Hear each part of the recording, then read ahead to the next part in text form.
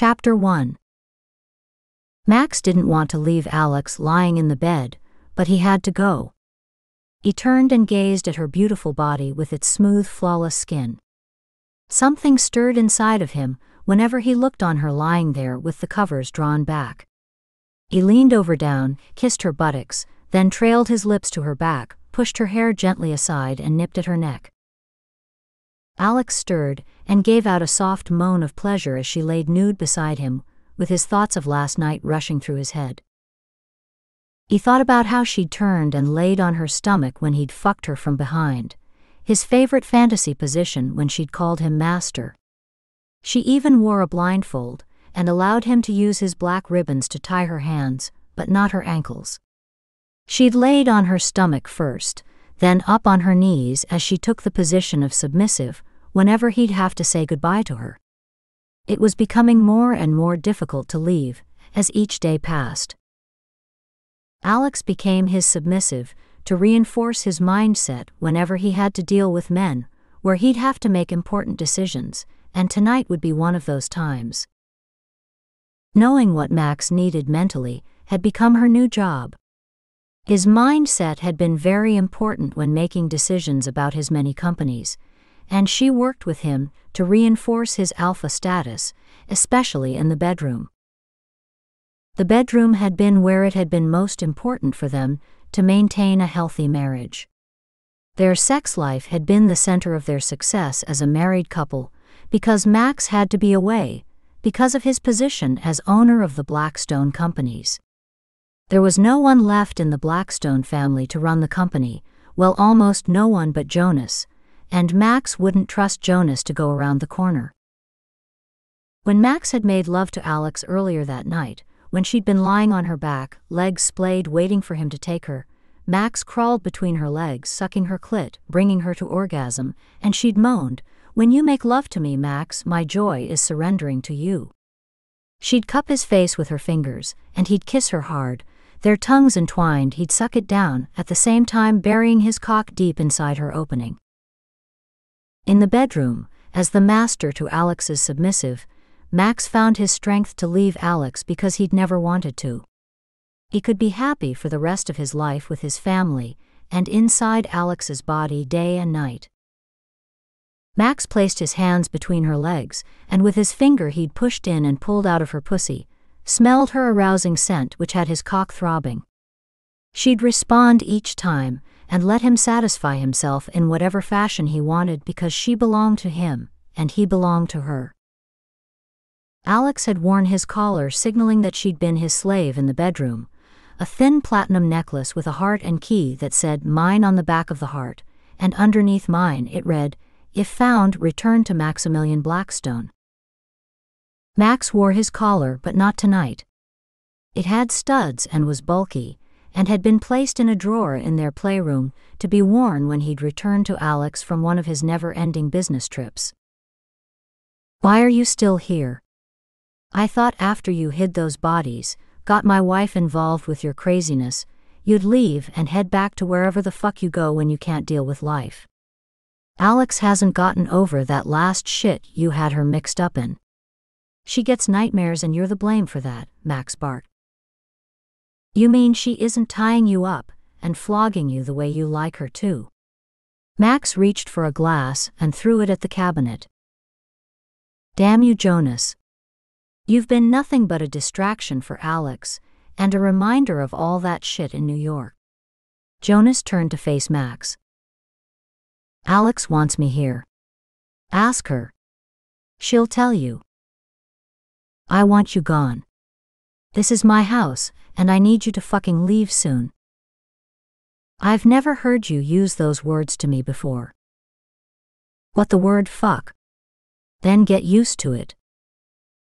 "No. The words where you tell me you don't want me around your family anymore. It's just me and you left. We are all that remains of our family. Look around. I have a family, and you, where is your wife and children?" Max walked to the foyer and called Alex's name. When he didn't hear anyone, he marched back to where Jonas sat in a leather chair, peering out of the window. Where's Alex and the kids? Max marched up to where Jonas sat and glanced over at Jonas, then aiming his eyes in the same direction, watching what Jonas appeared to be looking at, the snow and a doe and a fawn. Max had dropped his satchel, sauntered through broken glass, reached for a glass in the cabinet of the large room to pour himself a drink. What have you been doing all day? Don't you think you should get to Seattle and see your wife and children? I have no wife, only children. Crystal left me, Jonas replied. Max furrowed his brow and drank his scotch without ice. He held on to the empty glass and sat on the sofa across from where Jonas sat. Jonas never met his eyes, he kept looking out at the fallen snow. How can you live out here? Easily. You should try it. It was the sound of Max's voice that made Jonas shift his body to face him. Did I do something? You've been unforgiving and offensive since you walked in here. The question should be, when have you done anything that wasn't destructive to yourself and Alex and to my family? I almost lost Alex last time. My children had no mother for months. How could you of all people ask me what have you done? Where do you want me to start? Jonas stood, his jaw tightened, he glared at Max and Max never turned away. Don't make me the fall guy. You're as much to blame as anyone. Max turned his face away. What is it, Max? Say it. Tell me how you feel about me once and for all. Max rose from the chair and headed to the cabinet where he'd moments earlier poured a drink. He reached for a bottle where he kept his scotch. The bottle emptied by him, a minute before. Max reached and unscrewed the bottle and poured more liquor into the same glass, and then put it to his lips and drank it until it was empty. Then he glanced over where his twin brother sat, and with all the courage it would take he said, I want you to leave tomorrow.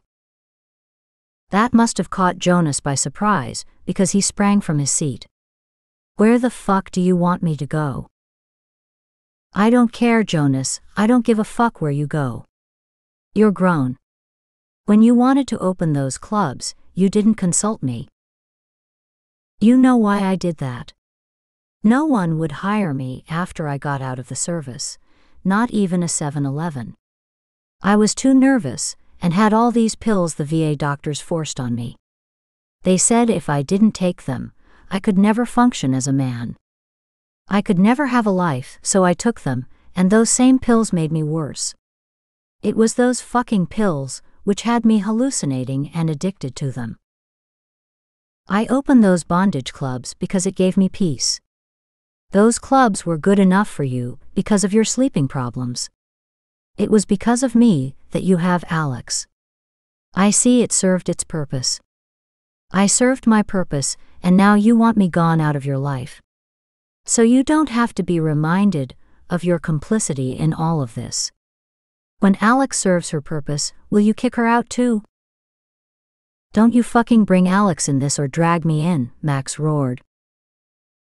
You've done enough on your end. It wasn't me who hired that freak Robert to watch her. Max walked close to Jonas, his eyes blistering with anger as they narrowed, and his jaw tightened.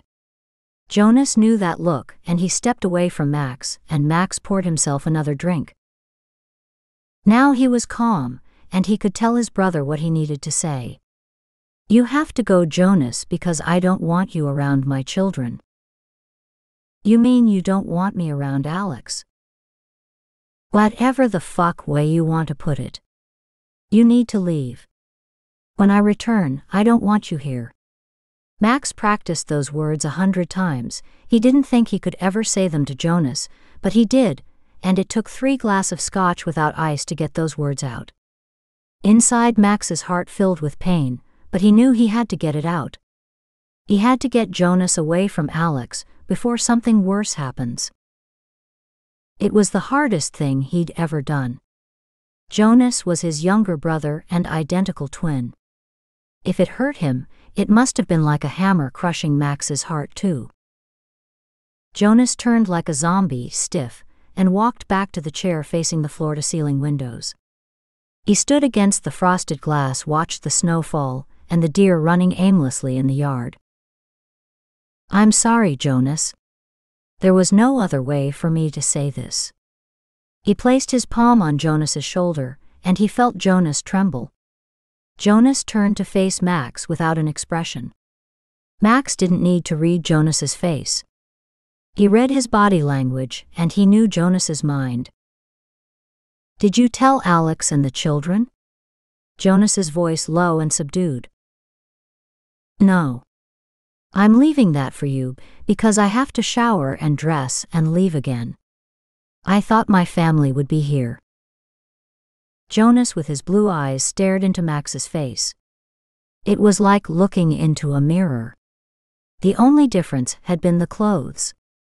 Max wore black suits and white shirts. Jonas, when he wasn't imitating Max, wore black shirts, black leather coats, and black jeans. "Didn't you promise Alex that you'd cut back on your traveling?" "I told you I could help out." In his own way, Jonas couldn't bring himself to accept what Max wanted. However, he had little choice now. "I don't want you to help out. Can't you see that?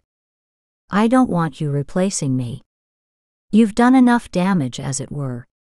I can't send you to meetings in my place because since you've come from New York, and all that shit that occurred there, you've acted as if you've lost it. I'm afraid that you'll say something, or heaven forbid, do something once again to put my entire family in jeopardy." "I'll never say anything to anyone." Jonas glanced up at Max, as if he was still that little boy who Max had to tell that their parents and all their immediate family had died in a plane crash. After Jonas came back from Afghanistan, he was never the same. He came back with all his limbs, but his mind wasn't quite right. "Look, Jonas. This is the hardest thing I have to do, but I can't let you destroy my wife and my family. You've done enough damage. And I've done enough trying to clean up behind you, everywhere you've gone. I don't want to discover that you've gotten my wife into any more of your sordid shit. We have children. I won't do that again. I've learned my lesson, Max. Please give me another chance," Jonas pleaded. "I've given you all the chances I can give, and you've cost everyone more than you will ever be able to pay back." Max picked up his satchel and trudged out of the room, leaving a broken Jonas with his head low. He hadn't had a drink in over a year, but he needed one now. He needed to think about what he'd do next. Jonas pulled his coat and hat from the closet and placed on a pair of boots, and after the boots were secured, Jonas shrugged his arms through his warm coat. He'd go for a walk. Maybe when he'd have enough time to think, he'd come up with a solution. He sauntered out the door to the back of the house, passed by the servants' quarters, and then down a trail that he'd used many times before, but never in this kind of blistering cold weather. The snow was falling. Jonas raised his face, closed his eyes, walked and walked. Through the trees, in a circle, and then back to the lights of the large home he lived in with his brother Alex and their children. It had gotten dark now when he came in, and went straight to his room on the other side of the house. He didn't see why he had to leave. He didn't take up much space. He'd been there to keep Alex company and to protect her. Max had been hardly ever home when he swore to Alex that he would be. But Jonas had always been there, helping out with the children. Taking them to school, to soccer, skiing, and skating practice. He even bought horses for them to ride with him in the summer. Just what the fuck did Max expect him to do? He wondered. After entering his room and lying on the bed, Jonas fell asleep. When he woke, the house was dark except for his room, where he began packing to leave. Chapter 2. I'm leaving, Alex. Alexander Blackstone turned, faced the right side of the bed where Max had slept each night whenever he was home, and not on a flight out of the country, or when they found that they needed rest more than they needed the assurance of being inside each other's bodies. Her hands reached for her eyes, wiping away the deep sleep and blurred vision from being awakened in the middle of a dream. The dream that she'd been safe and at home in Maximilian's arms, their children resting in the rooms down the hall. Blinking to focus on the handsome, sexy figure standing before her, she couldn't understand why Max had been wearing jeans and a leather jacket, and not his usual attire, a dark suit, white shirt, whenever he traveled. Max always flew on his private jet dressed in a black suit and white shirt, with his ties in his satchel to use when the occasion called for him to wear one, which was most of the time. But why was he dressed in casual clothes? It was too late or too early for her brain to work, so she didn't think about it. She sighed as she did when Max would leave, and she'd turn on her back for him to kiss her. As the figure leaned over her, she placed her palm through the open shirt and felt Max's hard chest, or so she thought. Alex relaxed only when she knew Max had returned to her, but he wasn't returning, he was leaving, and she felt an emptiness that had accompanied his departures. He'd said that he would stay home more, but he hadn't kept his promise. She'd forgive him this once, since he'd been through so much with her lately, taking the attention away from their children. Narrowing her gaze, still not quite awake, she whispered in a throaty, sexy voice as she massaged and raked her fingers through the fine dark hairs of his muscular chest. "Give me a kiss," she whispered. Her eyes hadn't adjusted to the darkened room. "You know where I want it before you go," she murmured with closed eyes, pulling the covers down to reveal her thighs. She felt the bed dip next to her. "I'm leaving. I thought you should know." "What do you mean you're leaving?" "I thought you were supposed to leave last night," she said, finally comprehending what he'd said. "Where did you sleep?" "In the basement again?" Alex questioned. "Not in the basement, Max. You promised me. You spend too much time in that basement. I thought you wouldn't sleep there overnight without telling me. You know I miss you when you're not near me. I was in the middle of this dream." She smiled. Alex reached for his hand, he leaned in to kiss her, and she placed her palm on his face, rubbing it over his stubble.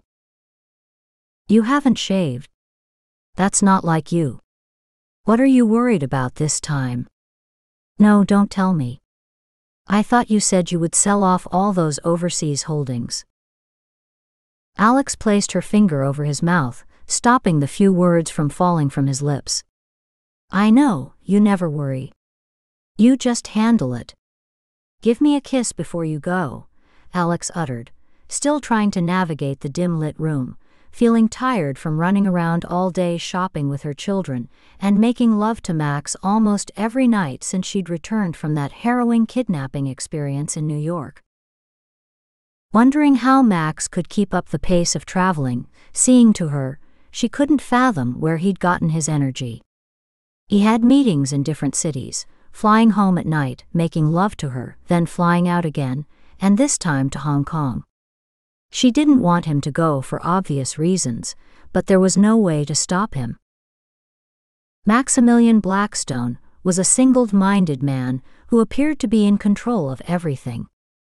However, Alex knew the true Maximilian Blackstone like no one ever could, or ever will, and still she didn't know him fully or completely. Who does know anyone that well?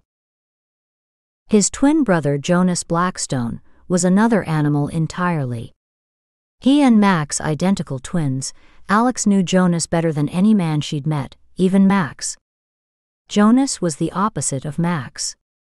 Jonas wasn't as outgoing or confident unless he was posing as Max, which he did quite often, and most of the time at Max's insistence and to his determent. Max had enlisted his wayward brother to represent him on more than one occasion, especially when he didn't want to sit in on a meeting. And that's where Jonas shined. He outmaxed Max. If he'd been graded on his impersonation, he'd gotten an A, and Max a B for being himself. Jonas had never been secure in his own skin, and Alex knew that. She knew him too well. He was more at home pretending to be Maximilian Blackstone instead of Jonas Blackstone, the Army veteran, a man so damaged and so fucked up that he knew how dangerous he'd been to Alex and his brother. Alex wrapped her arms around that handsome man's neck, the man she thought to be her husband, and met his warm lips with a soft kiss, which caused him to capture her lips with his, and what was supposed to be a friendly goodbye kiss from Jonas became something much more heated and blistering. A kiss that could sear a woman's soul. Before his tongue entered her parted lips, Alex pulled away. "I need to brush my teeth, if this is what I think it is." "I don't care," and he aimed his tongue into her open mouth. Her eyes opened wide as she sucked his tongue, because the hard, heated kiss had felt different from the one Max had often offered her lately on leaving. Max's kisses had been quick and smooth. This one was much more. Startled, Alex pulled back. Sitting up, then reaching for the nearby lamp to turn it on, she stammered, "What?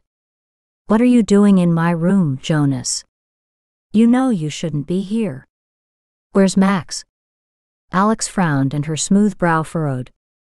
She felt repulsed, and then she relaxed. "I think Max left last night for the airport. I came to tell you that I'm leaving." Alex sat, breathing hard and calming down. "Why didn't you tell me it was you?" "I thought you knew," Jonas insisted. "You thought you could kiss me that way, and I would want and approve of you doing this? You are wrong, Jonas. I don't love you that way. I never could, so get that out of your sick mind."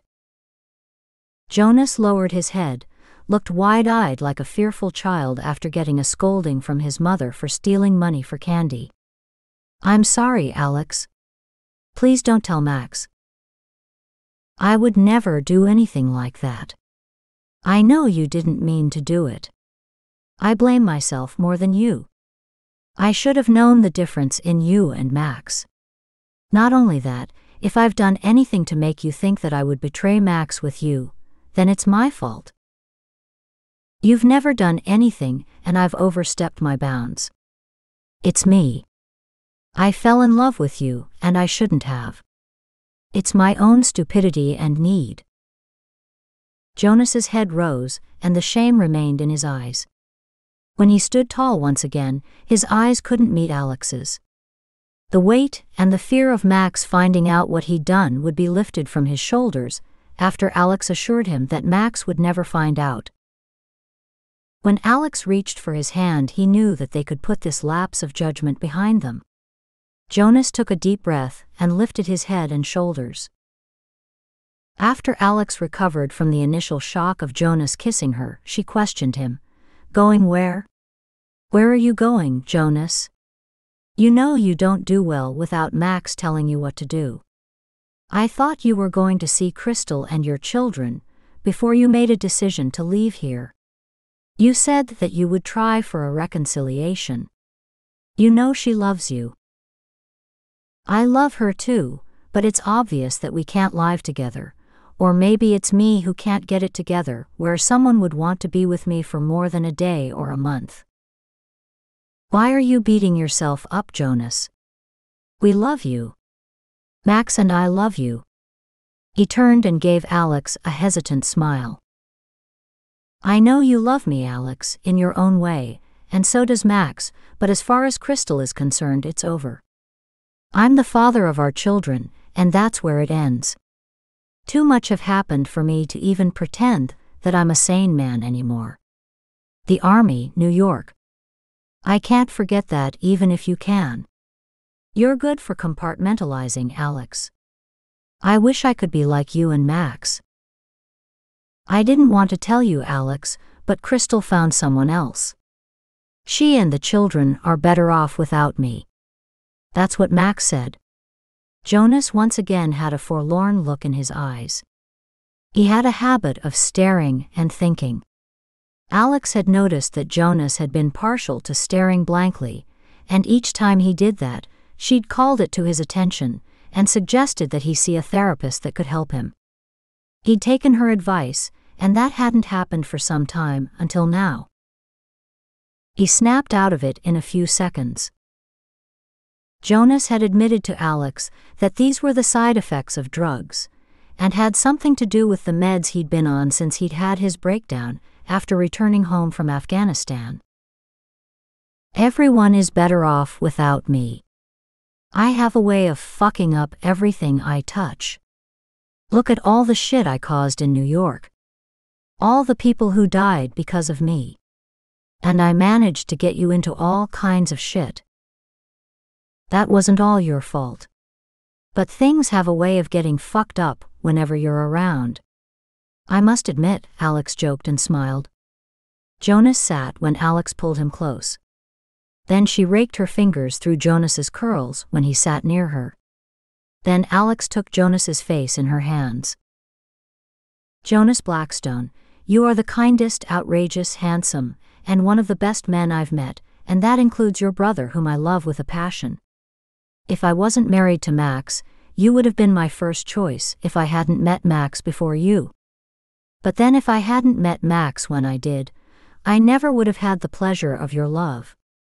We've been through a lot together. You and I have a bond that can never be broken. Not the same as Max and I, but an unspeakable bond that unites us in ways no one can understand but us. Alex placed her palms on both sides of his stubble handsome face, smiled, leaned in, and gave Jonas a brief soft kiss on his lips.